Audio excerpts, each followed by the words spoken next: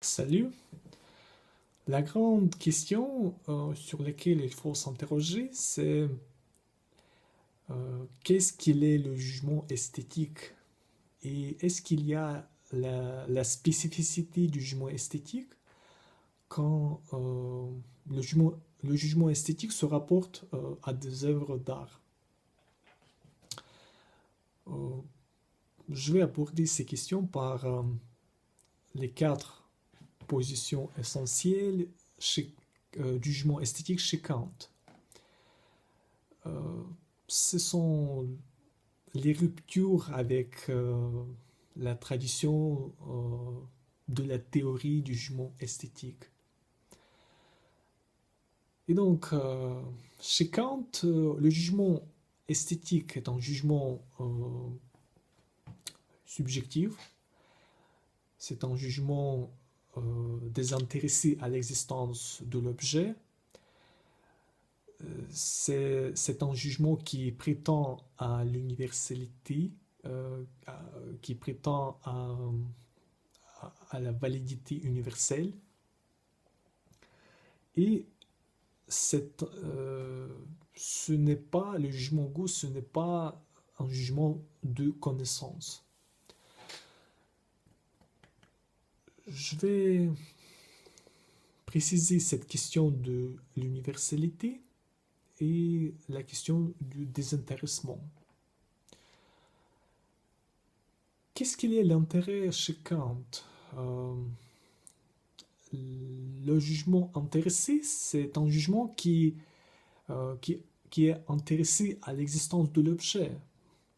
Euh, si je désire une pomme, c'est la pomme euh, que je désire, mais c'est pas l'image de pomme.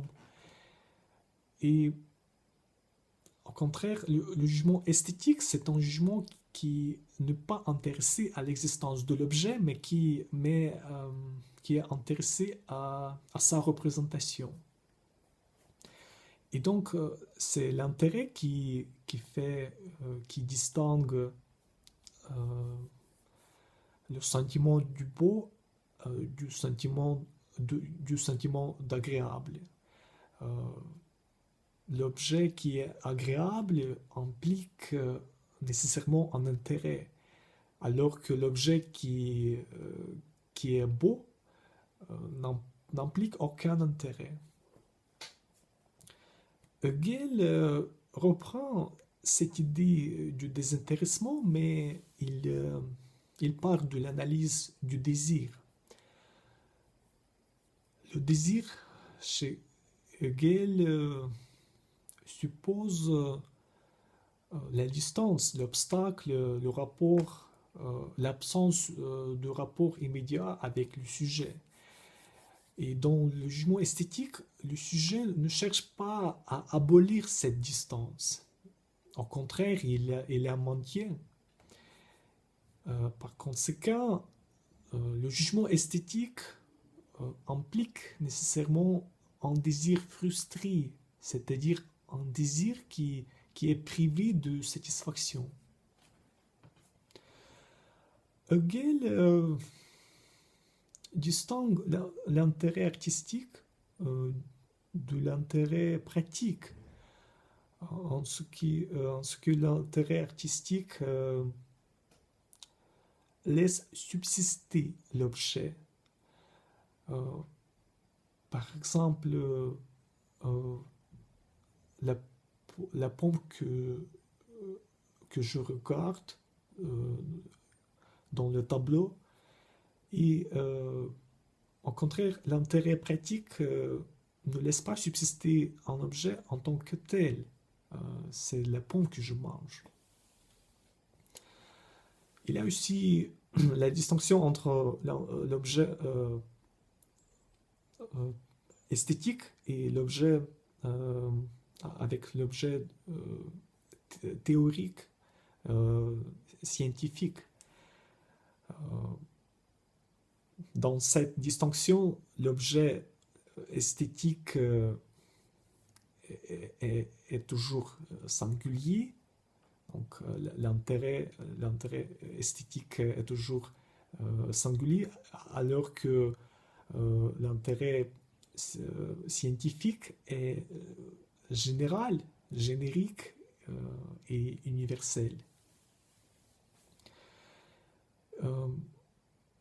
Ce qui est extrêmement important pour comprendre comment fonctionne le jugement esthétique, il faut dire que le jugement esthétique, ce n'est pas simplement regarder une image, regarder le tableau, mais euh,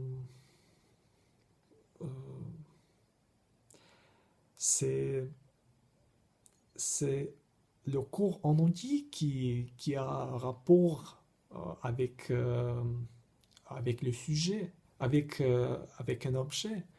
Par exemple, je peux être fatigué ou je, j'ai soif, j'ai faim en regardant le tableau. Euh, et donc, euh, il faut, il faut souligner que euh, le jugement esthétique, c'est un, c'est un rapport complexe.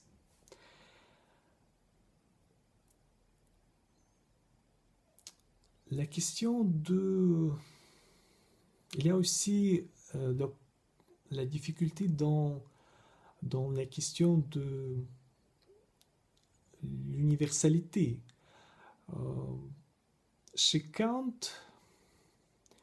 quand je dis quelque chose est belle, je prétends que tout le monde la trouve belle. Donc c'est une idée de l'universalité du jugement esthétique. Mais chez Pascal, chez Rochefoucauld, euh, dans le jugement esthétique, il y a un partage, mais ce n'est pas un partage universel. Euh,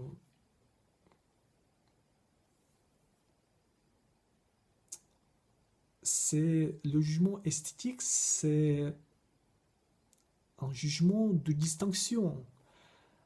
Euh, le jugement esthétique suppose toujours la validité à l'intérieur d'un groupe. Et la question qui se pose est de savoir est-ce que je peux partager quelque chose euh, si mon expérience esthétique est subjective. La réponse est oui, je peux partager quelque chose par le fait de parler, par le langage. C'est le langage qui fait passer à l'universalité à partir du moment que je l'exprime, j'exprime mon jugement esthétique, ça devient une expérience universelle, ça devient une expérience publique et éprouvée.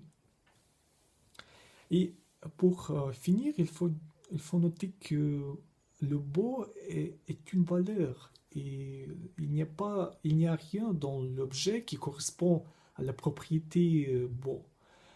Il y a une propriété relationnelle, c'est-à-dire il y a une propriété dans la relation entre le sujet et l'objet.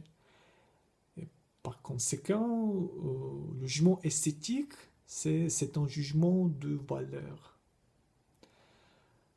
Voilà, c'est tout. Alors, au revoir, à la prochaine.